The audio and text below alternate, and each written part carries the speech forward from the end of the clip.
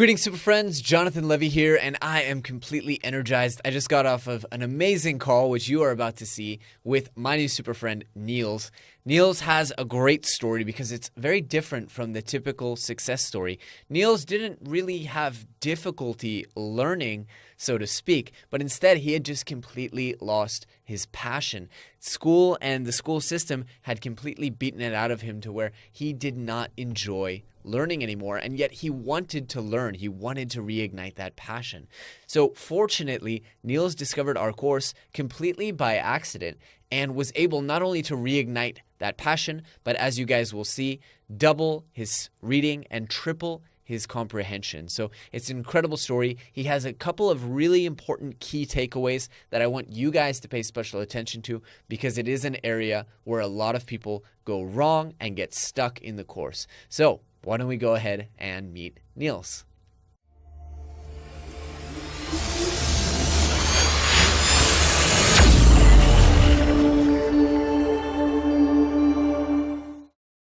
Niels, welcome, my friend. It's such a pleasure to finally meet you. Thank you for inviting me. I'm very honored to be here. Yeah, so tell me a little bit about your journey towards becoming a super learner and get us started on understanding what your results have been. So the story I want to share with you today is started around a year ago. It's not a story about that I read like 10 books a day or anything, but more like refining my passion for learning, because I lost that somewhere in high school and my study. And last year I did some job interviews, not really because I really wanted a specific job, but more like to see what's on the market for me, because I just finished my bachelor degree. But after one of the job interviews, the guy that interviewed me was so enthusiastic about his work. And I realized in that moment that I was not, and that I was not enjoying my study that much. And actually, right then, a few weeks after, I already had a booked flight to Mexico for 2 months. So I thought I'm going to take that time to rediscover why I didn't like my study, why I wasn't enjoying the work I did in that moment. And then actually, after I took some rest in Mexico and saw some cool things, I stumbled across your course and a few others as well. And right after getting back to the Netherlands, I started doing the courses. There was another one as well, 21 days to discover your passion, and then I did yours. And those courses really helped me to refine my passion for learning. Also because a few of my friends told me, you really like to learn, right? And I was thinking, well, I did, but somewhere I lost it some way. And then after doing your course, I discovered, I still like to learn. I still like to learn new things and to take the time for it, as long as it's something that I'm passionate about. And right now I'm actually doing work I love. With colleagues, I love a lot. So right now everything is perfect, and mainly Wow. because of your course, because, I'm really you know, so honored and so glad to hear that. I'm yeah, curious, because as you said, like your journey is not so much about the memory techniques and the hacks and the reading 10 books a day. So what hmm was it about the course that reignited that passion for you? Was it just the idea that you can learn anything and that you don't have to do it in a boring way? Or what was it? yeah, it was more like the way you start to learn, because your course focuses on different methods than we were taught in high school, for example. It was really focused on things you want to learn, and the memory palaces, for example, they are a fun way to learn facts. And I always struggled with facts in high school, for example, because I never got them right. I always focused on like the patterns and stuff, but never on the facts because they bored me. But with a Right. memory palace, it's actually quite fun to do those things because you're making these cool images inside of your head. Absolutely. I feel the same way. And I feel like in my studies, it was always learning was a chore. And I kind of thought that it was kind of in my mind in the same place as working out, where it's like for many years, I thought, no pain, no gain. If you don't suffer, Yeah. if you don't sweat and feel the pain, then you're not going to get the gain. And then I realized that that was wrong, not just of learning, but also of working out, right? You can do things like sports or a competitive workout like CrossFit, and you can actually enjoy working out, and kind of Yeah, forget about the pain. So exactly. glad that you had that experience. I have to ask, what are some of the things that you've learned now that you've reignited your passion? Well, I started Spanish around a year ago as well, and Really? right now I'm being conversational level, so I can understand almost anything as long as the other person doesn't talk too fast. You mean Spanish speakers can be very fast. Oh God, yes. So, yeah, with Mexican Fast, and people, then for they have example, so it's many easier. accents. For one language, Yes, you have 30 different accents a that they're lot of putting different out. accents, yeah. But Awesome. that's the hard part. But I'm much better than I was at high school, for example, when I learned German and French. But don't ask me anything about French anymore. And the only reason why I could speak a little German wasn't because it was similar to Dutch. But it took a long, long time to be on the same level as I'm with Spanish right now, and that's without a Wow. teacher. Wow. That's a great anecdote. Tell me a little bit more about how you're learning Spanish. Have you committed vocabulary to memory palaces or grammar or all of the above? All of the above, but I started with Duolingo, just very Mhm. easy. It was easy to get into, and Mhm. I had some Mexican friends, so actually from day one I started to speak a little.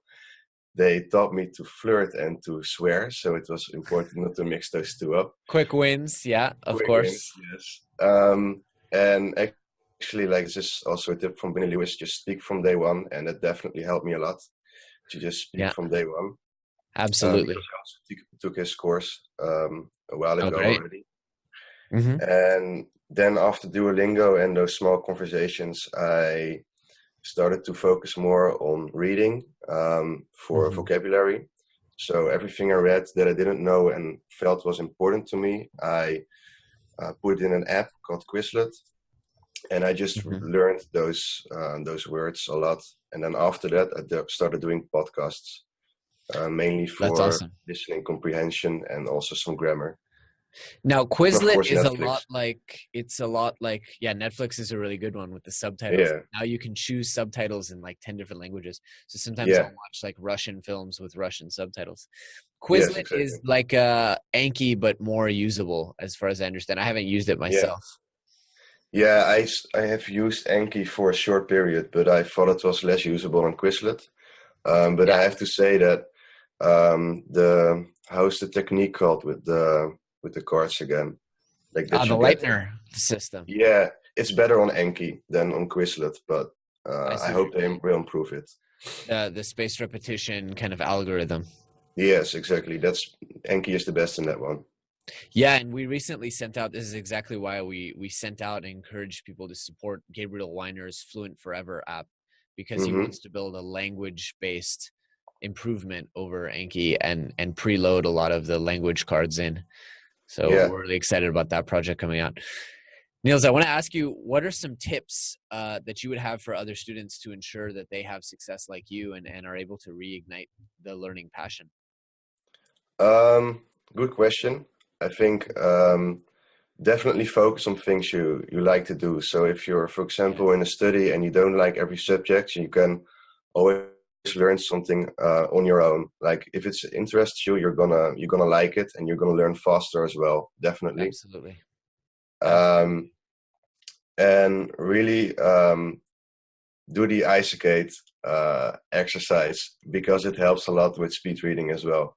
Absolutely. Although it's a little hard in the beginning because my eyes just went everywhere. But Mhm. yeah, eventually that helped me a lot to read a lot faster as well. I think I more than doubled my speed, and my Brilliant. comprehension is also almost 3 times increased. So yeah, That's it helps a great. lot.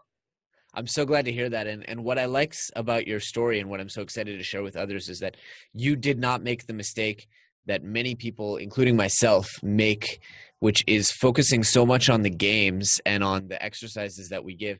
It sounds like you understood that the games and the exercises were a means to an end, and they're our Hmm. best way of giving you something to practice. But every single time I have a student focusing too much on the games. I always tell them it's all about finding, well, it's Malcolm Knowles. It's immediate and pressing need. And because you Yeah. knew I have an immediate and pressing need, there are things I want to learn and I want to reignite that passion, you were more successful. But then also by putting the skills to the test with real things that really matter to you, it's Yes. 100 times more. And I love our games, and Make, our games developer, is a genius, and he's built incredible games. But at the end of the day, they're still games, and they're not going to force you to adapt to your learning challenges because you're learning grammar, and someone else may not be interested in learning grammar. So that I want to give you congratulations, because it's a mistake that a lot of people get stuck in, and I'm really happy that you didn't. Yeah, I read at least one book a month, but also besides that, I read a lot for my work, for example, because I always need to read more things about programming. And for Spanish, I read something in Spanish, for example. So it helps a lot if you just take the time to read, because that's the most important thing for your speed reading, of course. That's incredible. Incredible. Well, Niels, I don't want to take up too much more of your time. I want to thank you, of course, for everything that you've shared with us. I'm really excited to share it with our audience, and I hope that they can replicate your success.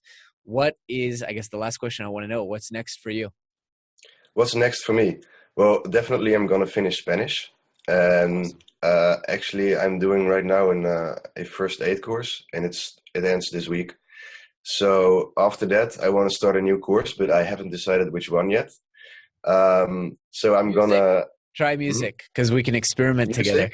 I've been playing around so much with, not to push you into one thing or another, but I've been playing around so much with piano and guitar, and I've been learning music theory, and it's amazing how different it is from all the things you and I have been talking about. And it stretches you so far out of your comfort zone, brings you back into mathematics, but also puts you into art. It's an interesting suggestion that I would share. Maybe I should look into it, because I never really did any music things. Right.